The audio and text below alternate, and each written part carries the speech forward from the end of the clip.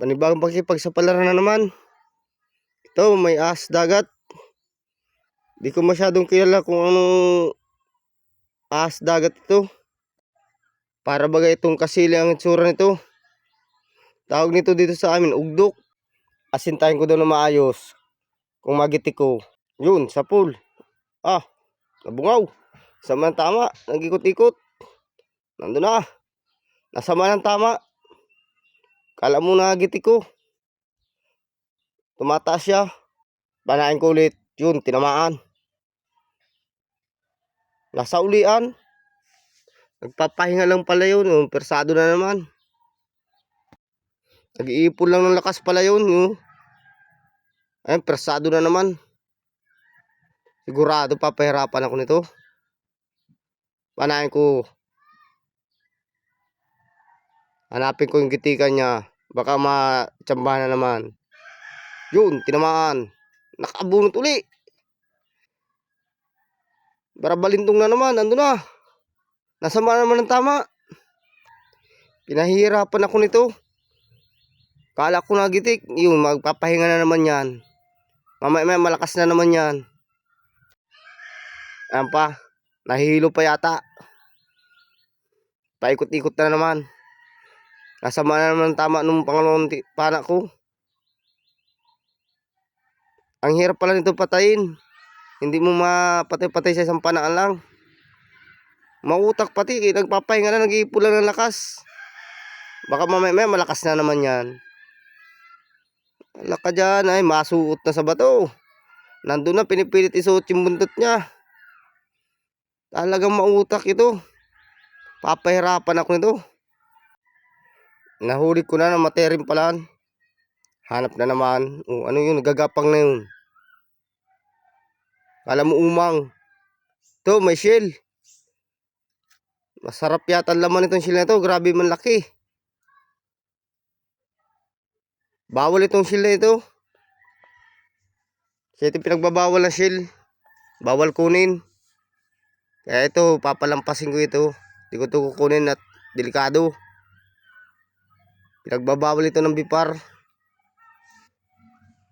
Kaya wag nating huliin at sigurado malalagot tayo yun sa bipar. Delikado tayo dyan pag kinuha natin. Kaya ito shell na ito, bawal itong hulihin. Ang laki, nakakainggan nyo sana kunin. Maganda pang display. Kaso baka mayari tayo sa bipar at bawal yun ay. Hanap naman ng iba ito. Tapasan na lang. Ito pa. Pwede na itong kunin. At hindi ito bawal. Ang ganda sana ng shell na yun. Kaso bawal yun. Ito nakatalikod. Chichimpuhan ko. Marap ka na. Ayaw humarap. Yun. Tinamaan. Hindi ko nagitik. Malaki na itong tapasan na ito. Persado. Palibasa malaki na. Mga ano na ito. Lampas 1 kilo na. Kaya pag ganito ay malakas na pag pinapana. Langoy na naman. Uy, tapasan uli. Matapasan dito sa bahurang ito. Ang laki pati. Yun, tinamaan. Hindi ko na ginigitik. At mahinang pulso ko sa gitikan. Sinasirbol ko na lang, makuha lang. Ibali sa katawan tamaan. Basta makuha lang. At mahal ang kilo din ito. Pagmahal at sabay sa mahalang krudo. Ito, may malaking bato. Sigurado may isda ito yun. May dalagang bukid. Malaki itong dalagang bukid na ito. Sa ilalim ng butas. Pasiguro ko.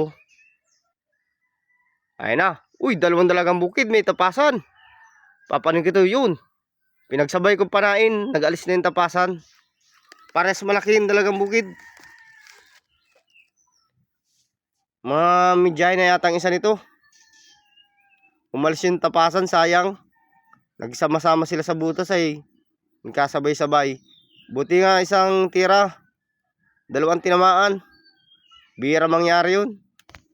Ito, labayta. Malaki-laki na din itong labaytan nito. Ito, sigurado naman itong huli ko na ito. Hindi na ito makakawala. Pasiguro ka't malaki-laki din. Yun. Naman. Ganda ng kulay. Blue. Ang laki na itong labaytan na ito. Mga medyahe ng kilo nito. Ito, masarap iprito.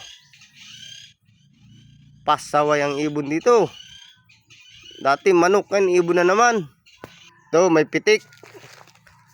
Big na ito. Pitik na ito. Ito, mahal ang kilo nito. 1,000 na yata ang kilo nito. Sana laging ganito, laging may pitik. Malaki, malapad-lapad na. Yun, nahuli ko. Ayos. Sarubol ng pambigas. Sana sa oronahan mayroon pa. Maamo. Ito, sulpanit. O sulay bagyo.